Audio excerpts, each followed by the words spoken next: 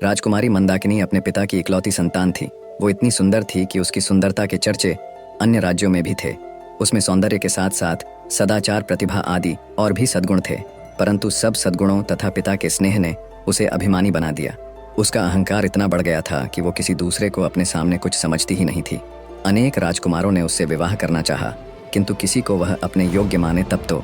राजकुमारी की अवस्था दिनों दिन बढ़ती जा रही थी। महाराज को लोक निंदा का भय था। लोग कानाफूसी करने भी लगे थे, किंतु राजकुमारी अपने अहंकार में चूर थी। वह किसी भी राजकुमार को देखने तक को भी प्रस्तुत नहीं होती थी। अंत में महाराज ने पड़ोस के युवक राजा रंगमोहन के साथ एक योजना बनाई और घोषणा कर दी कि राजकुमारी के आगामी जन्मदिन पर प्रातः काल जो पुरुष नगर द्वार में पहले प्रवेश करेगा, उसके साथ राजकुमारी का विवाह कर दिया जाएगा, फिर वह कोई भी हो।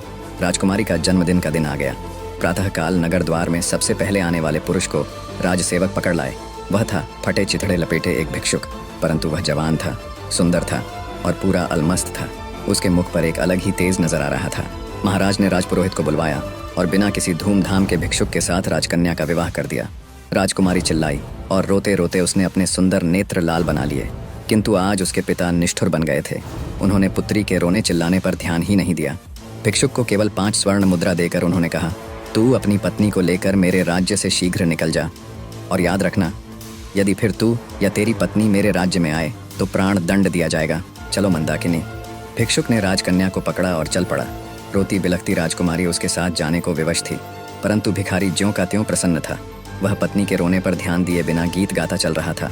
राजकन्या को पैदल ही पिता के राज्य से बाहर जाना पड़ा। भिखारी उससे मधुर भाषा में बोलता, उसे प्रसन्न करने का प्रयत्न करता।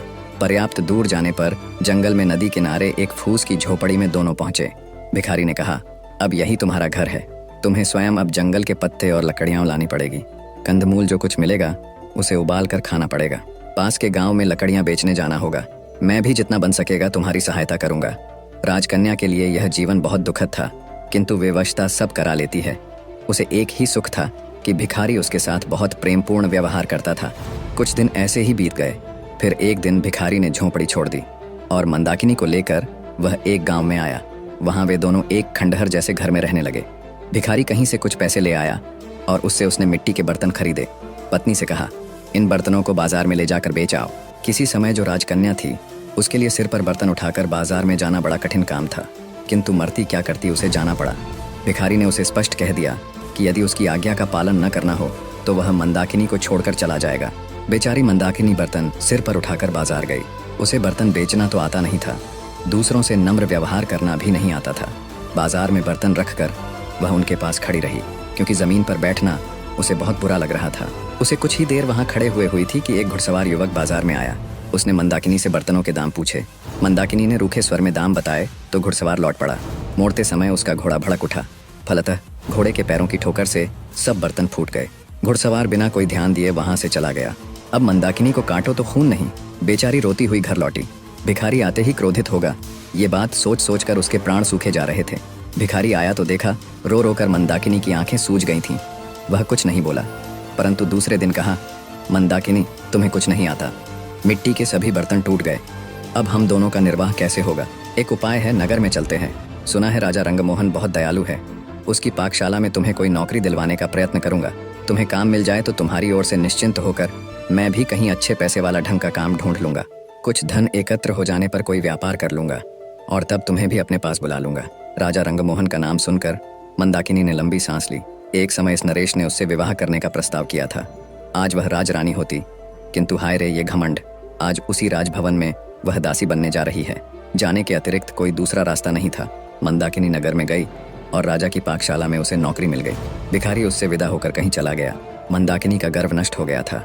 उसका स्वभाव बदल गया था। अब वह अत्यंत विनम्र, परिश्रमी और सावधान सेविका बन गई थी। रसोई घर की अध्यक्षा रंभा कुमारी उसके कार्य से अत्यंत संतुष्ट थी। बसंत पंचमी आई। राजा रंगमोहन का जन्मदिन था। सभी सेवकों को इस दिन नरेश अपने हाथ से पुरस्कृत करते थे। दूसरी सेविकाओं के साथ मंदाकिनी को भी राजसभा में जाना पड़ा। जब सब सेवक पुरस्कृत हो चुके और सब सेविकाएं भी पुरस्कार पा चुकी, तब उसे पुकारा गया। वह हाथ जोड़े, मस्तक झुकाए राज सिंहासन के सामने खड़ी हो गई। नरेश ने कहा, मंदाकिनी, मैं तुमसे प्रसन्न हूँ। तुम्हें तो मैं अपनी रानी बनाना चाहता हूँ। मंदाकिनी चौंक पड़ी। महाराज, आपको ऐसी अधर्मपूर्ण बात नहीं करनी चाहिए। मैं परस्त्री हूँ। क्या हुआ जो मेरा पति भिक्षुक है?